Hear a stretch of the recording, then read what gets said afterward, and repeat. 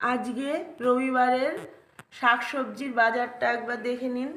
এখানে আছে সজনের ডাঁটা, এখানে আছে লাল মেটে আলু, এখানে আছে পালং শাকের ডাঁটা, এখানে আছে বড় আলু, এখানে আছে ছোট আলু, এখানে আছে কাটোয়া ডাঁটা, ধনিয়া পাতা, ক্যাপসিকাম,